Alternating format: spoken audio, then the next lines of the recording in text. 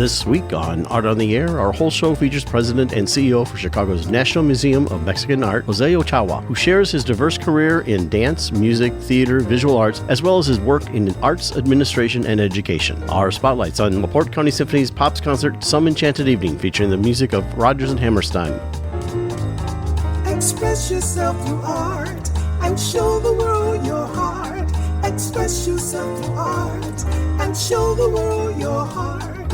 You're in the know with Esther and Larry. Art on the air today. Stay in the know with Larry and Esther. Art on the air our way. Express yourself through art and show the world your heart. Express yourself through art and show the world your heart. Welcome. You're listening to Art on the Air on Lakeshore Public Media, 89.1 FM, WVLP 103.1 FM, our weekly program covering the arts and arts events throughout Northwest Indiana and beyond. I'm Larry Breckner of New Perspectives Photography, right alongside here with Esther Golden of The Nest in Michigan City. Aloha, everyone. We're your hosts for Art on the Air. Art on the Air is supported by an Indiana Arts Commission Arts Project Grant, South Shore Arts, and the National Endowment for the Arts. Art on the Air is heard every Sunday at 7 p.m. on Lakeshore Public Media, 89.1 FM, also streaming live at lakeshorepublicmedia.org, and is available on Lakeshore Public Media's website as a podcast. Also heard on Friday at 11 a.m. and Monday at 5 p.m. on WVLP 103.1 FM, streaming live at wvlp.org. Our spotlight interviews are also heard Wednesdays on Lakeshore Public Media. Information about Art on the Air is available at our website, breck.com/AOTA. That includes a complete show archive, spotlight interviews, plus our show is available on multiple podcast platforms, including NPR One. Please like us on Facebook, Art on the Air, WVLP, for information about upcoming shows and interviews. This is Pledge Week for your public radio station. And Art on the Air encourages our loyal listeners to support this station by making a monthly sustaining pledge so we may continue to bring you this great program. I'd like to welcome back to Art on the Air Spotlight from LaPorte County Symphony. She's the executive director, Emily Llanas, but she's also going to be performing in this upcoming production that they're going to be doing for this Some Enchanted Evening on Saturday, April 12th at the LaPorte Civic Auditorium. And they'll be featuring a whole bunch of things, including mostly Rodgers and Hammerstein, though I do see you have Jerome Kern Hammerstein number in there also. Yes, I had to throw that one in. So welcome back to Art on the Air Spotlight. So tell us about what's going on. Thank you. Thanks, Larry and Esther. I'm glad to be back. Rodgers and Hammerstein. It's going to be a big celebration of the golden age of Broadway, the brilliant team of Rodgers and Hammerstein. But I just love that piece from Showboat, Old Man River, so much, and I knew audiences would love it. And we have a fantastic baritone coming in from Chicago by the name of Leroy Davis, who sings with the Lyric Opera. He's a young artist at the Lyric Opera of Chicago, so it's going to be a real treat to get to hear him sing some of those classics. Well, and Oscar Hammerstein, I think we may have talked about this before, kind of invented the what if song, the future tense love song that appears in Act 1 and then appears when the love actually does happen in Act 2, Only Make Believe from Showboat. That's right. If I Loved You from Carousel. And you go on now, Oklahoma People Say We Were in Love. So, that was an Oscar Hammerstein kind of invention. I didn't know that. You learn something new every day. I guess my doctoral degree in theater is worth something. I was going to say, you are a theater historian. You know these things. But we're super excited. I know the symphony is really excited to take front and center for this concert, and they're going to get to play a lot of the overtures and entr'actes from these musicals. And these days, you don't really get to hear a big 60-piece orchestra play those full scores anymore. So I think that's going to be a real treat for everyone. Which is your song, Emily? I get to play Maria, which has always been a dream of mine. So I get to sing some of Maria's stuff from The Sound of Music, as well as The King and I. I'm gonna get to do the duet, Shall We Dance? So I'm really looking forward to that. Oh, that'll be yummy. Be a lot of fun. That sounds it's a great lineup of events, and of course this will end your regular season That's right. of things. But then you do a summer concert and summer events too. That's right. Yeah, July 20th this year. It's a Sunday evening in Friendship Botanic Gardens. It is free and open to the public, 7 p.m. on that Sunday evening. So we'll pray for good weather. The last couple of years have been wonderful. So we'll hope for that again. And everyone can come out and join us in a beautiful setting and listen to about an hour long program led by Carolyn Watson, of course, and no intermission or anything. And people can feel free to bring snacks and drinks. And we like to call it mini Ravinia. It's kind of a little mini Ravinia experience there. So I like that. That sounds very rolls right off the tongue. Mini Ravinia right here. mini in Northwest- Ravinia, yes. And, now, I mean, we're seeing some sunshine and good weather today, but we can look forward to the days when we can spend more time outdoors and do things like listen to concerts in a park. Now, do you have any supporter of the Symphony events coming up? Your like teas or different kinds of things? You know what? We actually just had a luncheon today, in fact, with the Friends of the Symphony. We do have one in May, and the exact date is eluding me right now. But if folks are interested, they can head over to our website, lcso.net. I believe it's the second Tuesday of May at Portofino's. And then we'll be announcing soon the lineup of those luncheons. We do 4 of those a year that are usually in September, November, March, and May. And so those are a fun time. People can gather, and we usually have an exciting guest speaker. Today we had folks from the LaPorte Little Theater came to sweet. give us a presentation about their 100th anniversary season. So we usually bring in an interesting guest to present.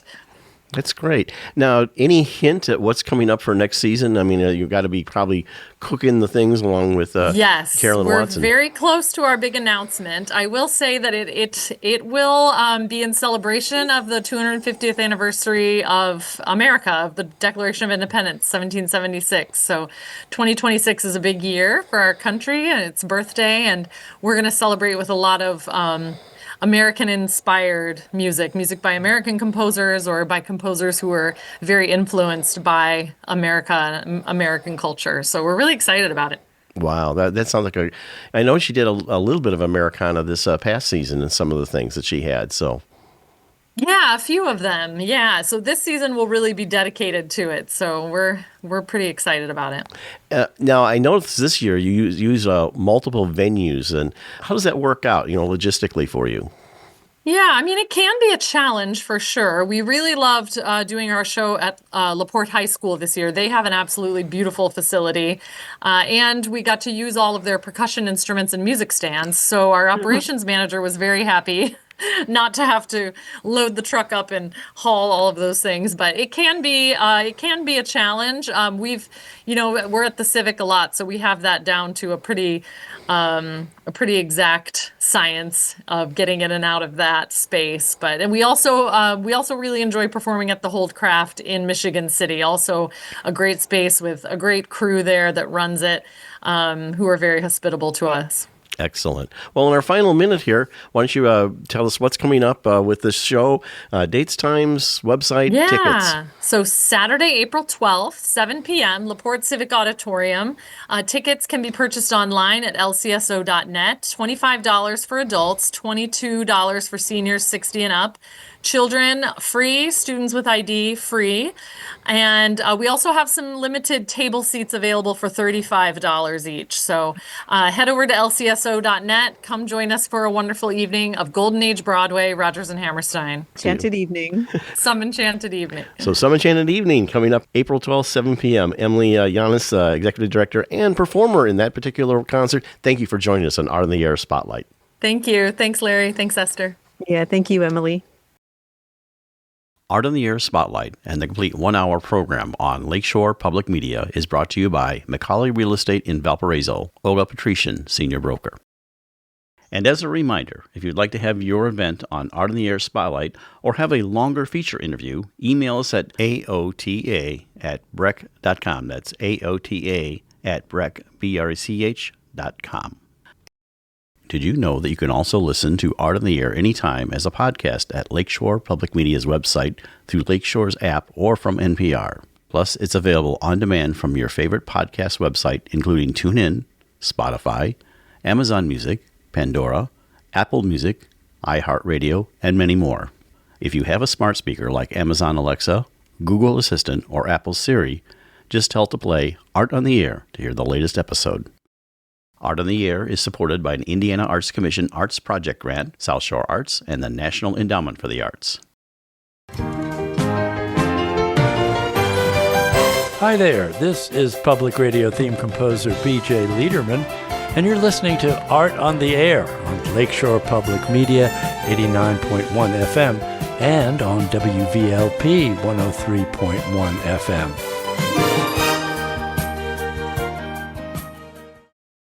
We are honored to welcome José Ochoa to Art on the Air. José is president and CEO of the National Museum of Mexican Art and is a nationally recognized not-for-profit leader with leadership roles in foundation, cultural, education organizations, and municipal government.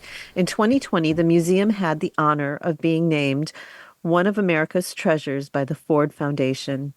José was the founding president of ChiArts Foundation, Chicago High School for the Arts, Illinois' first public arts high school in partnership and collaboration with Chicago's philanthropic and arts community. He has a strong background in dance, music, theater, and the visual arts. Thank you for joining us on Art on the Air. Aloha and welcome, José. It is such a pleasure meeting you. Oh, thank you for having me. It's great to be here. Well, we like our audience to get to know you personally, and how I always like to say your origin story, how you got from where you were to where you are now. So tell us all about José. Oh my gosh. Well, not many people know this, but I was actually born in Toledo, Ohio. That is Spain. And although I don't know much about it, my family is from Texas, but we lived there for a few years when I was born. But I spent most of my life in Texas, and particularly in the Houston area and South Texas. I grew up in a small town called Robstown, Robstown, because some of you might want to Google it later. And it's an interesting place because our high school mascot was and is still called the Cotton Pickers.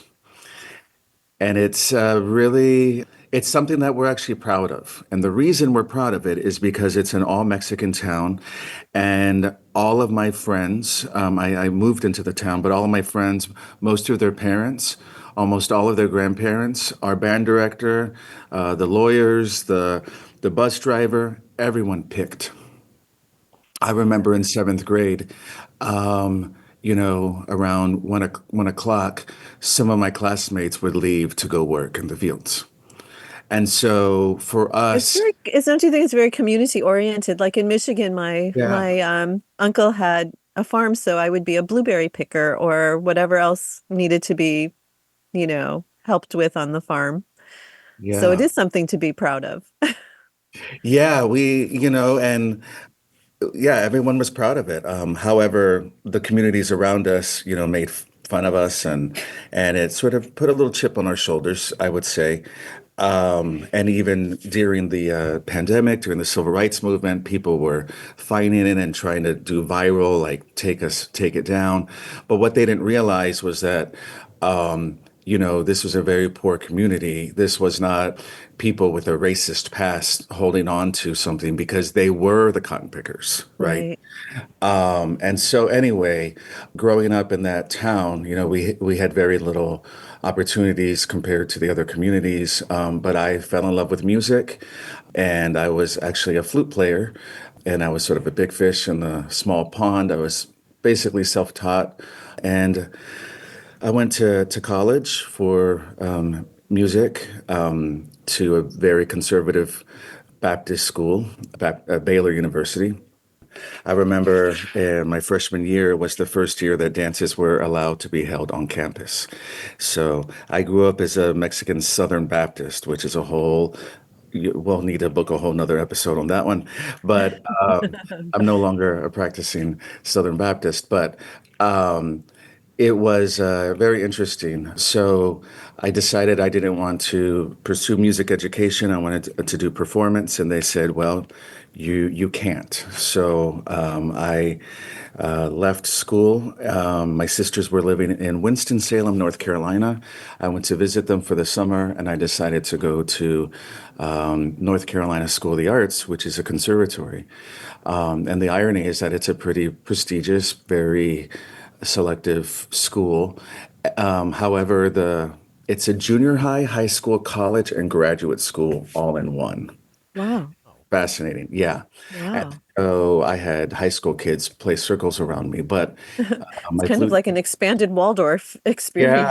yeah, yeah, yeah, it was wild. But my flute teacher said, "Why not join us?" And so I did. And so while I was there, I was able to, learn. I actually studied not at school, but I studied ballroom lessons, and I started doing musical theater, and took ballet lessons and tap lessons, and I was waiting tables and just doing everything, taking voice lessons, and it was incredible. So that's where my love for all of the arts really came through. I had always had a love for all of the arts, but I didn't have the opportunity to study until college.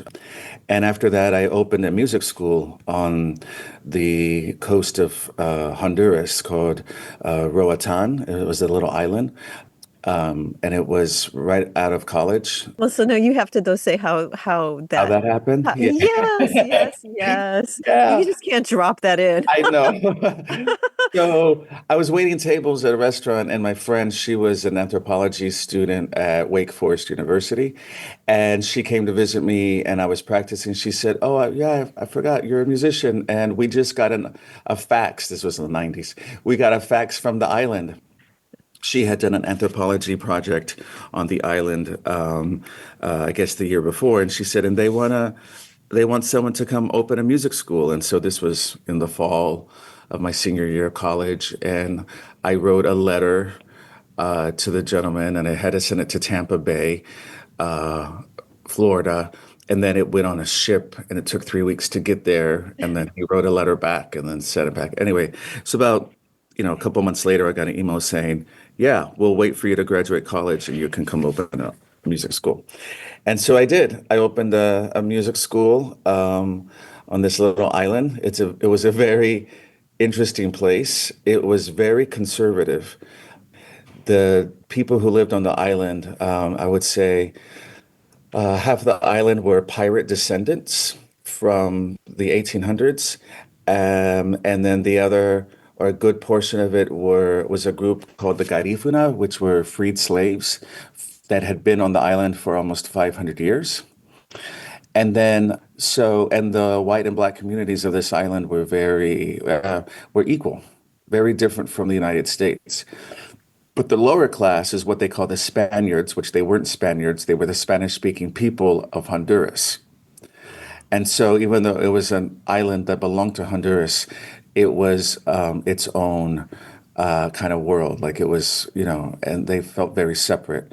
And so it was a fascinating place. And I think there's some people who went there from the States during the Civil War to escape the South, white Southerners. And then during probably around the 20s, 30s, 40s, and 50s, conservative Southern missionaries went to the island and established a lot of churches. So you had Seventh-day Adventist and Church of God and Church of Christ and all of these churches. And so what was interesting was that the music that they wanted, which I didn't realize at the time, was Southern gospel music. Mm. And both the black community and the white community, their favorite artist was George Jones. Oh. And, I just graduated from this world-class, conservatory, and I realized at the age of, 23, 22, 23, something like that, that I knew nothing, even though I thought I knew everything. I realized I knew nothing, and they wanted me to, yeah, it was to teach them the Nashville note reading system, and I had no idea what that was. And so it was fascinating. It was much more of an anthropological experience than anything. and my whole world was sort of, blown up. Culture, religion, society, race, everything was so different. But we build bridges through music, and it was special. I was offered to stay in Honduras to perform with the symphony, the National Symphony, and I thought about it. And they said, there's a chance you could probably take over the music conservatory here at the age of 23. And I thought about it, and I decided I really wanted to learn to dance and study dance even more. So I did, and a week after I came back is when Hurricane Mitch, one of the deadliest hurricanes in the Western Hemisphere, killed about 10, 15,000 people in Central America. And the eye of the storm was on the island where I was. I think it sat there for a few Boy, days. you have some mighty powerful intuition, don't you? Well, it's interesting. I always wonder what would have happened, or what my life would have gone in a different direction if I had stayed there. But anyway, I came to the States, and then I started doing, really studying ballet. And, I loved ballet. I had studied it a little bit. But there was an organization. It was the Corpus Christi Concert Ballet, and the woman, the artistic director, the director of the ballet company, it was like a civic ballet, and so she let me take classes. So I would take ballet classes from like 2 until 8 or 9 o'clock every day, Monday through Thursday, and I would start with the 9 and 10-year-old girls. I'm like 22, 23, 20, something like that.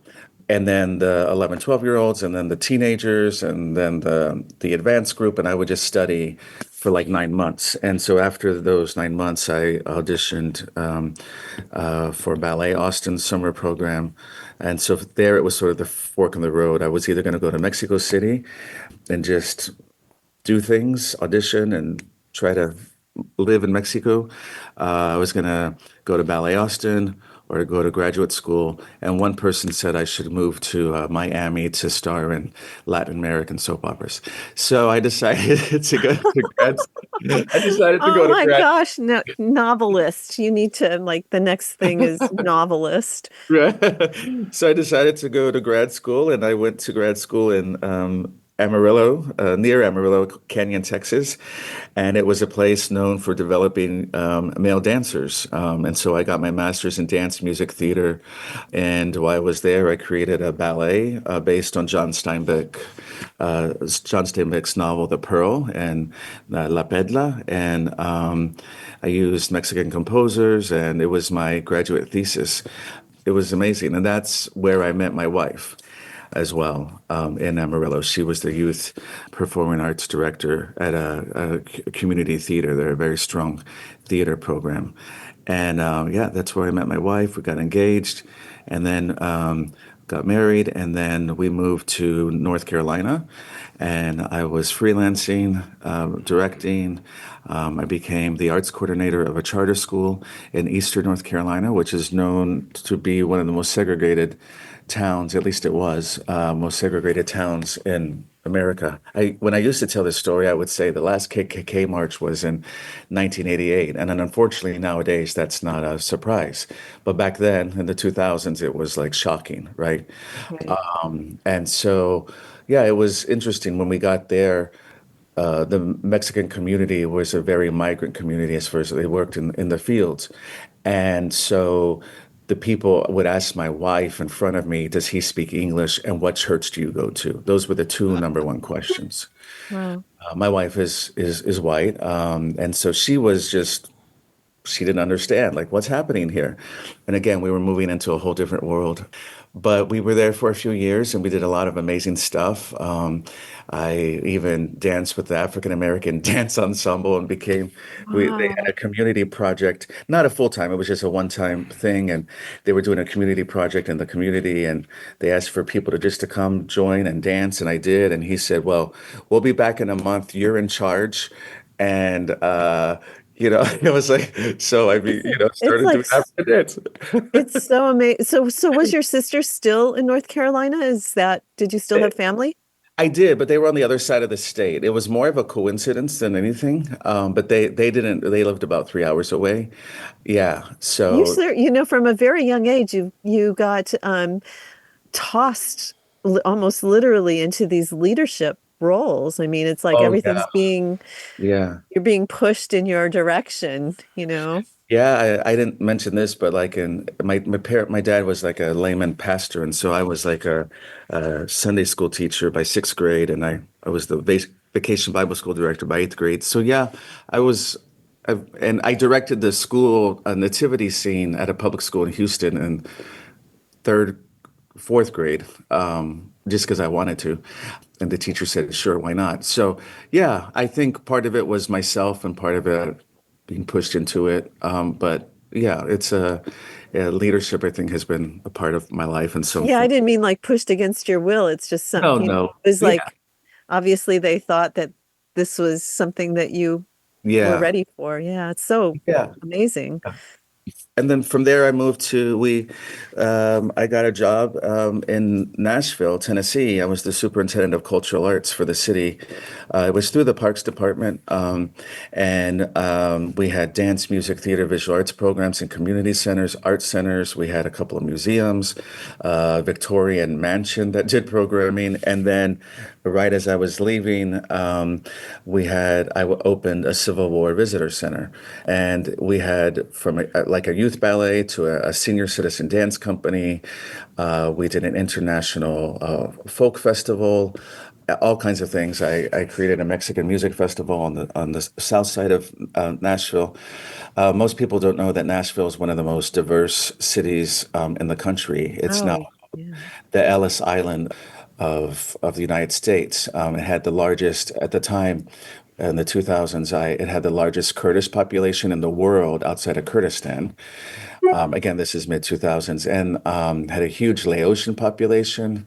If I have a quick second, I'd love to tell the Laotian story. Yes, please. Okay. So, yeah, we were doing all these festivals and events, and I had met these young Laotian like students. They had like a Laotian youth group, and I met them at some of these events, and they connected me with some of the elders in the community, and they said, we have a piece of land, and we're building our temple.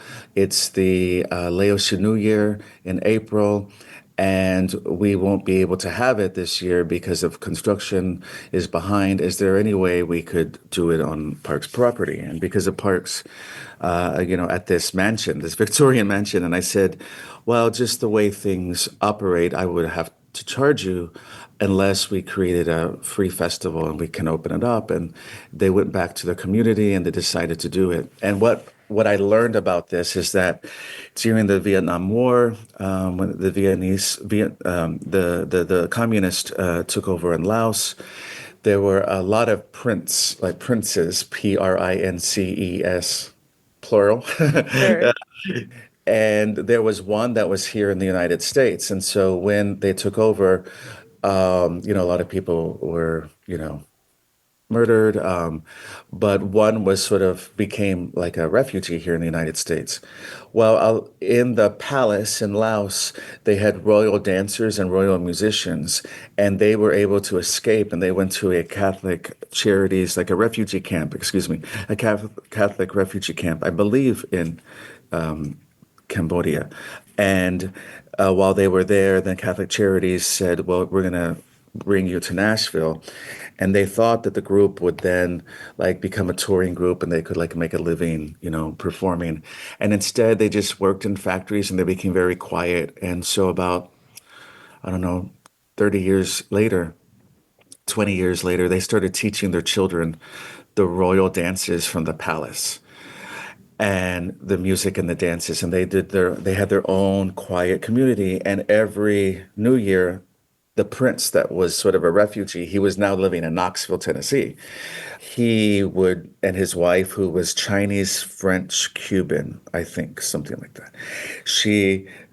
They would come to Nashville, and he would be like the royalty, and then they would choose a young woman to be like the princess, and they would do all of the royal dances. And so, what was fascinating, at least what I understood, is that the only place in the world where the royal dances of Laos still existed were in Nashville, no longer in Laos. They recreated them in Laos, but the people who knew how to do them were in Nashville. So when we held this festival, they had me walk around. We had a garden, and we had to walk around the garden. And I would walk. I walked next to this prince, and they put me in the garb and the garments of the Laotian, and I had to walk with the prince 7 times around the garden, which was a sign of good luck for the year, with a giant peacock float walking behind us. It Oh, was, it wow. was, it was wild. Was it filmed at all, or was that not something that? Yes, I actually, there was this DVD, which I haven't seen, but I have a DVD somewhere that has it, and it was fascinating to see all these beautiful, the garments, and the dances, and the community, and then the way they embraced us with the parks, and they felt very warm and welcome, and they felt good about letting the community in. I invited them to another big festival, and they said it was the first time that they had felt like they were a part of Nashville after 30 years. And so Wow. that was really special for all of us. And all of these experiences that I'm talking about from childhood through here, I think prepared me for the next movement was to move to Chicago. There was this job description for an arts school in Chicago. I saw the job description, and I told my wife about it. And, I thought, oh, I'm sure I'm a dime a dozen, so I didn't apply. And I told her about it again, and she said, well, free trip to Chicago if you get an interview. Right. And here we are 16, 17 years later after that first interview. And so there was a group of civic and philanthropic leaders who wanted to open an art school because there was about a lack of diversity in public arts there was a lack of diversity in the arts community here in Chicago. Yeah, And so, accessibility. yeah, and so the conversation started with the music community, the classical music community, and they wanted to know why the music community of Chicago does not look like the people who lived here, both the people on the stage and the people in the audience. And that was a conversation that started in 2004. They wrote a white paper. They discovered it was like the Symphony, the opera, Ravinia, Chicago's College of Performing Arts, and others. And they found out that Chicago was the largest city in the country without a public arts high school. You're listening to Art on the Air on Lakeshore Public Media, 89.1 FM, and on WVLP 103.1 FM with our guest, Jose Ochoa. And I have a question for you. I want to take you back before we move forward with your story about theater and choreography, because being a retired musical theater director myself, but tell us about some of the productions you did, like were they kind of mainstream productions and also choreography? Well, I mean, I'm real interested in that part of your story. Yeah, I think the biggest production was I was a dancer in the state play of Texas called Texas the Musical Drama, which is held outside in a canyon near Canyon, Texas. It's the second largest canyon in the United States. It's a beautiful place. And it was the official state play of Texas, still is. And we performed for about 1,500, 2,000 people every night for the summer.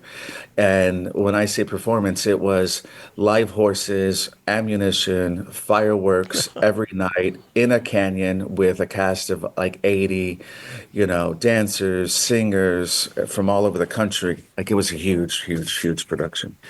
Anyway, so I did that one year, and then there's a whole drama story behind this other one, but I don't know, we'll have enough time for it. But I was named the choreographer 2 years later, and I had to replace about 30 something years of choreography within a few weeks.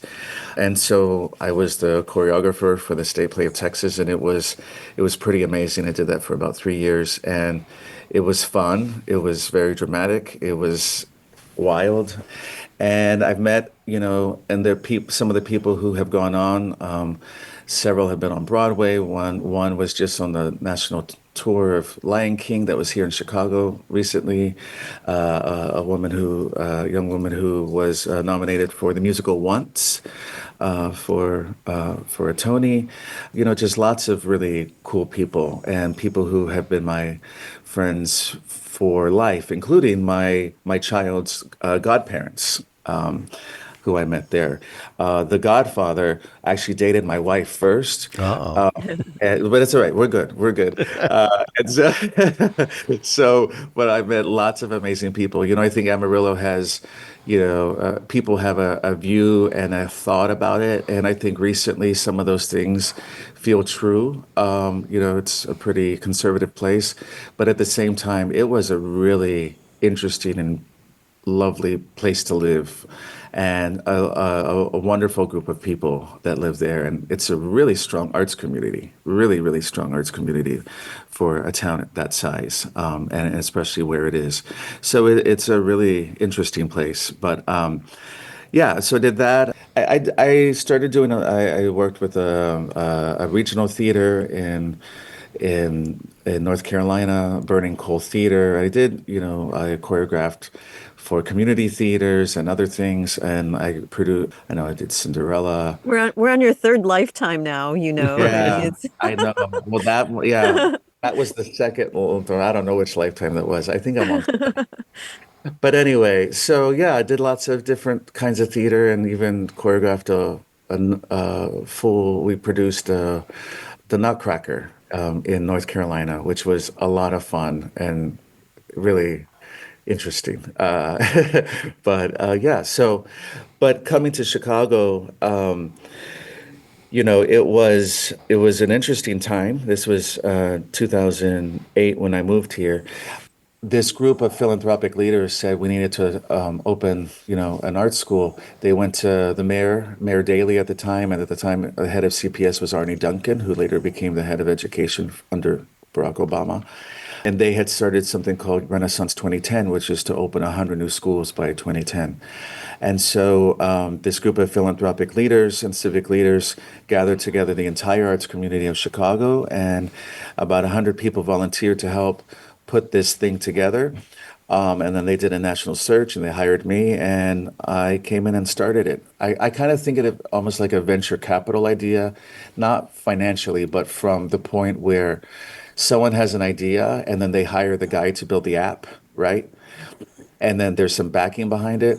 And that's kind of what happened. So the idea wasn't mine, but how we did it and what we did was what we built. One of the things that's interesting is I said, now that I'm here, I had just moved here. I said, this is a great idea, but it's not going to work. And they said, what do you mean? We just hired you. I said, well, since I've graduated from a conservatory, I've seen a lot of these art schools. None of them are diverse. So if you just open an arts high school, you'll open another arts high school in the portfolio of arts high schools, and you won't really have changed anything. It's about how we do it. So what I said was, I think we need a school day that's 8 to 5, and so that's the school day. They're in academics from 8 to 2, basically arts from 2 to 5, and the kids are going to get 15 hours of arts instruction a week, and the kids will audition, kids with natural talent, and so kids who've never had any training, and some kids who've had training can come to the school, and we're going to quickly catch them up. To Right. compete with the kids from LA, Houston, Offer them an Dallas. opportunity that they wouldn't Yeah. normally have. Yeah. Yeah.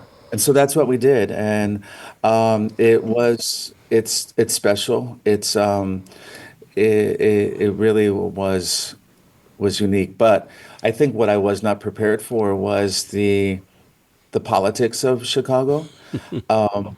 And people want to talk about the parents, but it's not the parents. The parents weren't tricky, and it wasn't the kids. I'm not the principal of the school. I hired the principal. She handled that stuff. But for me, I had to deal with CPS and donors and funders and all of the aldermen and things, things like the White House, the Chicago Olympics, gay marriage, a death in the aldermen, to like, all kinds of things were like brought into this project. So I joke that it was like curing cancer and building a casino at the same time. Oh my All gosh.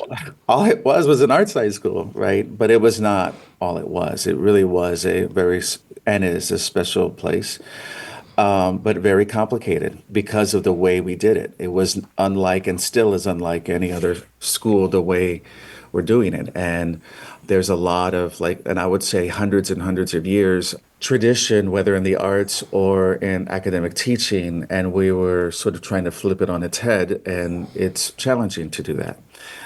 But the outcome we have, a few years ago we counted in over 40 young, mostly black and brown, and mostly black male students were performing in classical ballet and contemporary dance companies across the world. Still intrinsically entwined with this, or Well, I try to step away because I don't with founder syndrome. The interesting thing is that my child, who was born at the same time that that Shire's was born, by the way, raising a human being and building an institution are exactly the same. Building or raising a human being is much easier, but the growth developments of an institution and a human being are very, very similar.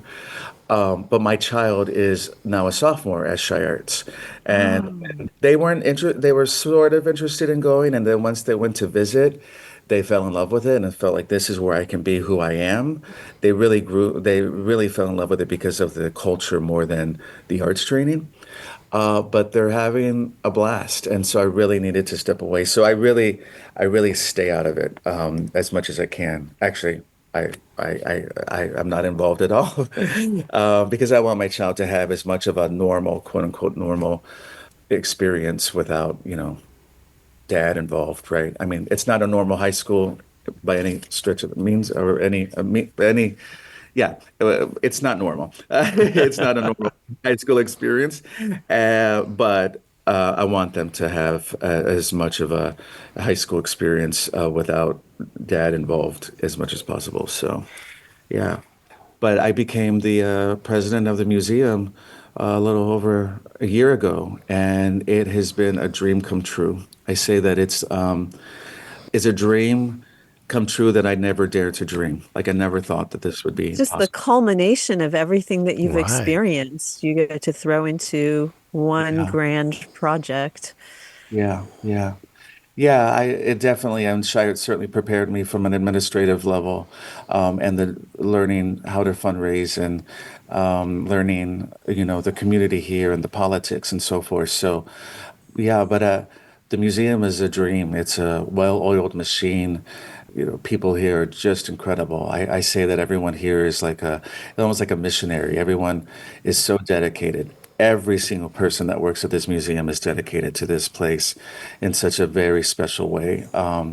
And it's And it's really gorgeous. The museum is gorgeous, and the experience is exquisite when you go there. I mean, you wind up, well, one, it's just the most friendly staff, period. You feel totally welcome from the moment you walk in. You don't feel ignored and you don't feel pressured, and and the way it's set up is, oh boy, I just can't say enough wonderful things about it. It's a beautiful, beautiful experience.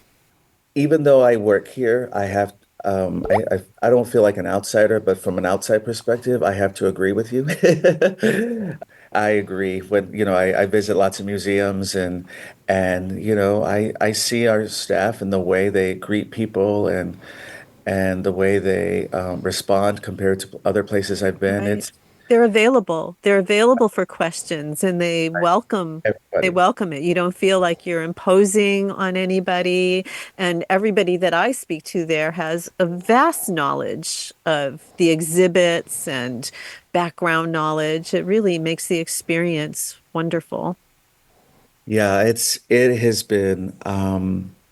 I say that, well, I'll back up a little bit. I think doing all that I've done, it sounds like a wild story, all the stories that I've shared with you, and I've loved it. I've loved every bit of it. But I do think that it's been sort of giving up a bit of myself each and every time, right? And so my parents passed away in the last couple of years, and we had a celebration of life in South Texas. and it felt like a pilgrimage going home with my child, my family, and I realized how much I had lost of myself. I hadn't been home like that since, I was studying ballet with the 12-year-olds in Corpus Christi, and it was sort of a wake-up call for me. And so I remember that summer, and my grandfather was he had a shrimp boat in Port Isabel, which is on the very tip of Texas. And he had a heart attack out at sea. And I remember I knew that the lighthouse in Port Isabel was just a very special place. We visited the lighthouse, and my child, who didn't know much about that story or much about the lighthouse, said, "Dad, I'm feeling like this is a special place to our family. Is that right?" And it just hit me that it was. And so when I think about the museum, I think about the museum as as a lighthouse where those lost at sea, there's a light, like a beacon of light that's shining, that's guiding us back. And whether you're a first generation Mexican or Mexican American, fifth generation, your family has been in Pilsen all their lives, or you just moved here, whether you speak Spanish or not, or you speak English or not, or your last name is Perez and you have no idea what that means, you can come into the museum and you're going to find something on the walls and in these rooms, in these galleries that you can connect with.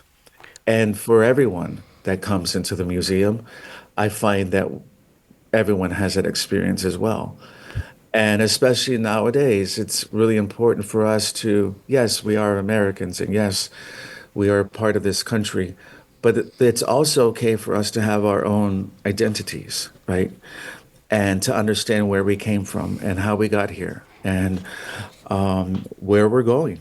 And so I think that the museum is a really special place, unlike many other institutions, because it's really about our story.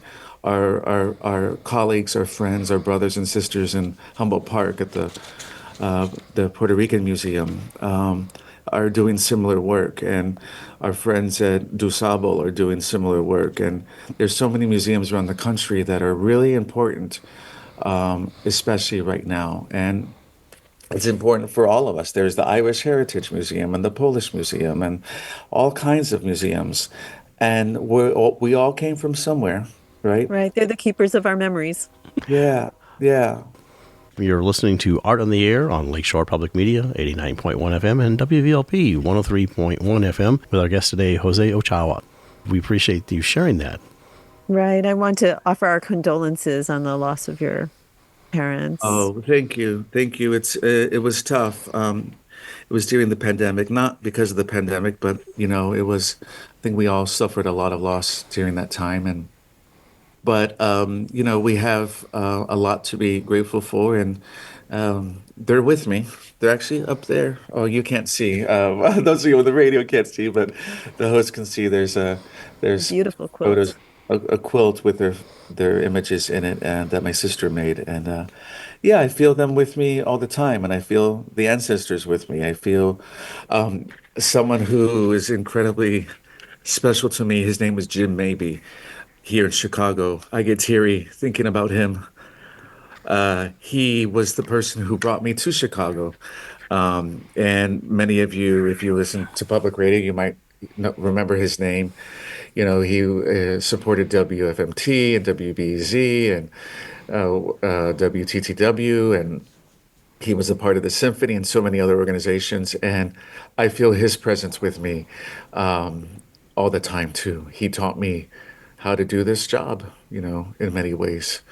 So we have a whole group of people who've helped me, helped all of us get where we are. So, what has your year been like? Oh gosh, magic. I mentioned earlier that the museum is a well-oiled machine, and it absolutely is. And so people know their work, they know what they're doing, they know what this place is. And a lot of times I'm either called in to restart something, rebuild things, or do a startup. And so this has been very different for me. I've really taken my time to really just like listen, observe, watch, experience, meet people, assess. And so it's been a whirlwind of a year, lots of things, almost 40 years of history that I need to learn, 40 years of context, 40 years of traditions and so forth. But also the staff here is very flexible and very, they're just great team players. And we're always looking for how can we do things better? And that's what we're going to be focusing on for the next few years. But what the founder, which I haven't talked about, Carlos Totoledo. Those of you who know Carlos have heard of his name. He is he's a ball of energy, and he put everything into this institution and building it with a group of people, a group of founders, and it's just an honor to be in this position to continue the legacy. And I had lunch with him yesterday. I meet with him often, and people don't believe that he stays out of my way. You know, founder syndrome can be real, but he really wants the museum to thrive. And but he'll tell me whatever opinions he has, and I take them and listen to him. But and sometimes I listen, and sometimes I'll do something different. But Well, he that's the beauty of opinions. I love all the opinions I can get, but ultimately I have to choose. Exactly, exactly. And sometimes it's hard. Sometimes we don't feel like we have a choice, but we all just appreciate all that he has done. But he came from a time where you had to fight, and I grew up in the 80s and 90s where you had to sort of assimilate and kind of, you know, figure it out without causing too much turmoil, I guess. But I think that even though we're very different, I think that the end result is where we align, right? And it's about what we're doing. So, are So you involved with the Firehouse Youth Arts Center? yes, yes. So Yolo Kali. So the museum is going to turn 40 years old in 2 years, and Yolo Kali is our youth program, and it's going to turn 30 years old in 2 years. And Yolo Kali is an award-winning youth program that we have here in Little Village, and we were able to acquire a firehouse, a building, and we're going to move. We're renovating it, and we're moving some of the programs in there. We're hoping to keep our other location as well, or stay on the west side of Little Village, because we want to expand programming, is what we want to do. And so we want to be able to serve as many youth as possible. We serve kids at Yolokali age from 13 to 24, which is very unique to have that age range. From 18 to 24, that's not a group that is taken care of. Are the 20-year-olds, are they mentoring the younger kids in any sort of way, or? Sometimes, I mean, they have their own programming, but they also do. Some of them are interns. There's all kinds of different opportunities for the kids, but a lot of times, kids who are 18, 19, kids who fall into the cracks, well, or who maybe they haven't fallen through the cracks, but the cracks have swallowed them up. We still need more supports for our young people, and so that's where we're headed. Yeah, so we're very excited. In the fall, we'll be able to open that program. In our last couple of minutes here, we want to give you a chance to talk about, because this will air in early April, things coming up and, websites, social media, how people could find you, all that type of information. Yes, well, folks can find us. Just check out our website, National Museum of Mexican Art. We're on Facebook. We're on social media. I think on Instagram we are Explore NMMA, I believe it is. But you'll find it pretty easy. You can also find me at Jose underscore loves underscore the underscore arts Instagram. Lots of fun things there. But yeah, we have lots of cool things happening. We have a show opening called Arte de lo Pequeño, which is small art. So pieces that are like 12 inches or shorter. That's opening in April. We have a quilt show, that's opening. That's tied to a program here at the museum. We just opened a show on Friday, and paños, which are like handkerchiefs, and it was art created by incarcerated people, particularly from New Mexico and the Southwest Texas. It's an incredible show. And yeah, we have lots of exciting things coming up. Our gala is May 2nd, and we'll be honoring Rick Bayless and our eight-year board chair, Carlos Cadenas. So lots of exciting stuff. So check us out at the National Museum of Mexican Art and come say hi. Sounds great. We appreciate you coming on Art on the Air. That's Jose Ochoa, and it's a great interview. We hope you can get people out to see your wonderful place. Thank you so much for coming on Art on the Air. Thanks for having me. Oh, thank you. It's been a complete pleasure.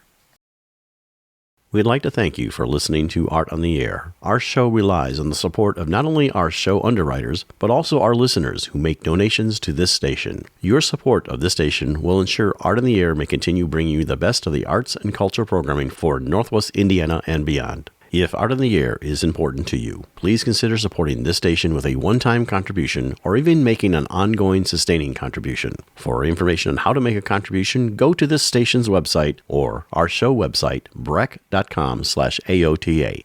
And thank you. Art on the Air listeners, do you have a suggestion for a possible guest on our show? Whether it's an artist, musician, author, gallery, theater, concert, or some other artistic endeavor that you are aware of, or a topic of interest to our listeners. Email us at aota@brec.com. That's aota@brec.com. We'd like to thank our guests this week on Art on the Air, our weekly program covering the arts and arts events throughout Northwest Indiana and beyond. Art on the Air is heard Sunday at 7 p.m. on Lakeshore Public Media, 89.1 FM, also streaming live at lakeshorepublicmedia.org, and is available on Lakeshore Public Media's website as a podcast. Art on the Air is also heard Friday at 11 a.m. and Monday at 5 p.m. on WVLP 103.1 FM, streaming live at wvlp.org. If you have a smart speaker like Amazon Alexa, Google Assistant, or Apple Siri, just tell it to play Art on the Air to hear the latest episode. Our Spotlight interviews are heard every Wednesday on Lakeshore Public Media. Thanks to Tom Maloney, Vice President of Radio Operation for Lakeshore Public Media, and Greg Kovach, WVLP's Station Manager. Our theme music is by Billy Foster with a vocal by Renee Foster. Art on the Air is supported by an Indiana Arts Commission Arts Project Grant, South Shore Arts, and the National Endowment for the Arts. We'd like to thank our current underwriters for Lakeshore Public Media, Macaulay Real Estate in Valparaiso, Olga Patrician, Senior Broker. And for WVLP, Walt Breidinger of Paragon Investments. So we may continue to bring you Art in the Air. We rely on you, our listeners and underwriters, for ongoing financial support. If you're looking to support Art on the Air, we have information on our website at brec.com/AOTA, where you can find out how to become a supporter or underwriter of our program in whatever amount you are able. And like I say every week, don't give till it hurts. Give till it feels good. You'll feel so good about supporting Art on the Air. If you're interested in being a guest or send us information about your arts-related event or exhibit, please email us at aota@brec.com. That's aota@brec.com, or contact us through our Facebook page. Your hosts were Larry Breckner and Esther Golden, and we invite you back next week for another episode of Art on the Air. Aloha, everyone. Have a splendid week. Express yourself through art and show the world your heart. Express yourself through art and show the world your heart. You're in the know with Esther and Larry. Art on the Air today. Stay in the know with Larry and Esther. Art on the Air our way. Express yourself through art and show the world your heart. Express yourself through art and show the world your heart. Express yourself through art and show the world your heart. Express yourself through art and show the world your heart.